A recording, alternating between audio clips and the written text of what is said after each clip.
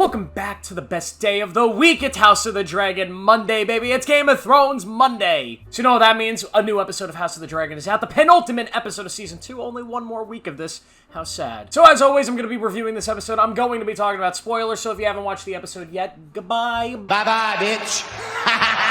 So episode 7 of House of the Dragon finally picks up the pace after two slower episodes, two more so filler episodes that really took their time to kind of have these small character moments that are not that consequential to the overall arc. This episode finally brings us back to that breakneck pace, the breakneck storytelling, the super smart and engaging writing between the characters that makes it feel like every single word is weighing on the extreme sort of consequences that come with the world of Westeros, and this episode brings all of that. So yet again, we are still following all these different stories. We have Daemon still in the Riverlands, still at Harrenhal, and this is by far the best Daemon episode we've gotten. Instead of him lingering around Harrenhal in these weird fever dreams for another hour, we instead get a great sequence of him meeting with the new Lord of Riverrun, the old Lord who is like kind of essentially what Joe Biden is right now. Well, he passed away, and now the new River Lord is this young dude, and he's come and said, hey, I will raise my armies, but you're going to have to kind of earn them, because they don't like you. You're a dick. And Daemon's like, did you just call me a dick? And the kid's like, yes, you're a dick, and I hate you. And Daemon's like,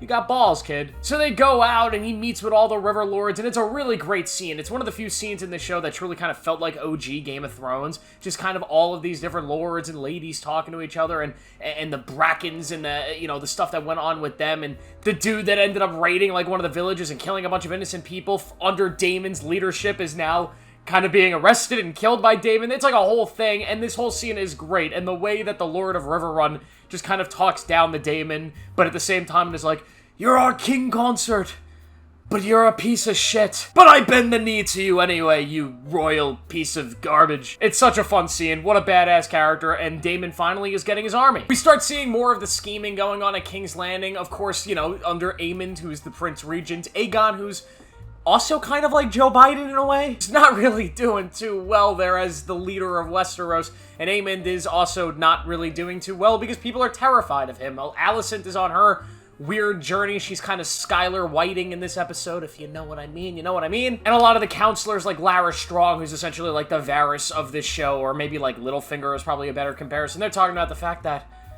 they might have a new dragon rider for Seasmoke. That might be a problem for us, so maybe we shouldn't tell Aemond. And oh yeah, there is a new dragon rider for Seasmoke. Seasmoke, who is the dragon of Rhaenyra's first husband, Laenor Velaryon. He is a very large dragon, a beautiful dragon, and something that will really help turn the tide of the war. And this guy named Adam of Hull, who is a bastard son of Corlys Velaryon, he comes in and he has this dragon now, and he says, Queen Rhaenyra, I bend the knee, I want to help you fuck up Aemon Targaryen, because he's a prick, he's only got one eye, and I'm a Velaryon, and I like the Velaryons. So now they have another dragon, and that gives them a brilliant idea. Oh my god, why don't we allow bastards to ride these things? Or people that are not, you know, from royal, people that are not, like, high-born people. Which should have been, like, their first thought, because Jace and Luke and Joffrey are low-born bastards who are pretending to be highborns. They're essentially Joffrey Baratheon, right? Who is not actually a Baratheon. They should have thought of this right away, but instead they went for highborn people, and it didn't really work. But now they're like, let's just have bastards. And Jace is like, wait a minute. The only credibility I have to the throne, because everybody kind of knows that I'm a bastard, but the only thing that gives me credibility is the fact that I have a dragon. If you show the world that bastards can ride dragons, then I no longer have any credibility. It's a really strong scene that I don't really remember it being from the book, because I'm pretty sure in the book Jace is the one that calls out to have these dragon riders, these bastards, come to Dragonstone to try to bond with a dragon. So it kind of makes more sense because it's so much more character depth here that Jace has this moment where he's like, I gotta be honest, Mom, everybody knows that I am not, like, actually deserving of being your heir or being the king. We're just kind of playing pretend, but the one thing that does give my claim credibility is my dragon. Now that that's gone, when you die, are they gonna fall behind me? It's a good question. But then all the different dragon riders come, and there's a great scene where she takes all of them, all of these people that look a hell of a lot more like Targaryens than Jace does.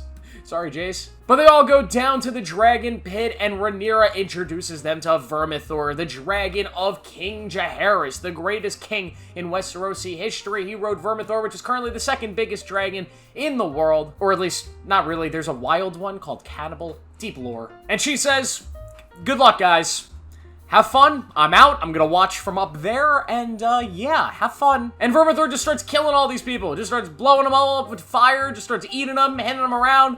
It's not a good scene. Until Hugh Hammer, who looks like the most badass Targaryen ever. He's just this big, muscular dude who is just... make him king. He looks like a king. Well, he tames Vermithor. And yeah, so now they have another dragon, and it's the second largest one in the world, and it looks like they're in a pretty good spot to win this war now. But wait, there's more. Silverwing, who is the dragon of Queen Alicent, the wife of King Jaehaerys, that dragon bonds with Ulf the White, another Targaryen bastard, one that we've been seeing pretty much this whole season. And yeah, so now she's got 3 new dragons, and they're like 3 of the biggest ones in Westeros. So the war's kind of over. And here's where I kind of like question some things. I feel like the moment that they all bonded with these dragons, the moment she had all of these dragon riders, she should have just sent them to King's Landing. Like, all right, guys, go! Have them all fly, take out, you know, Vhagar and Aemond immediately. As soon as Aemond's dead, the war is over. But instead, she sends one of the dragons just to lure Aemond out, and Aemond's going on Vhagar. He's all pissed, and he sees from the distance, he could see the dragons all out there, and he's like, oh, fuck this. Turns around, flies back to King's Landing, and there's a great scene, the final shot of the episode of Rhaenyra, who's just getting off her dragon, and she's standing on Dragonstone, and you see Vermithor in the background, you see Silverwing in the background, and they all roar as one. It's a beautiful, amazing scene that feels like an Avengers Assemble scene. And yeah, the tide of the war has turned, but has it? Can Rhaenyra trust these random bastards who are now riding dragons? What does it mean for the world of Westeros now that they know that bastards can ride dragons? That this is not just a Targaryen thing, it's something that literally anybody can do at this point. In gaining this power to win this war, has Rhaenyra inadvertently maybe started future wars over dragons?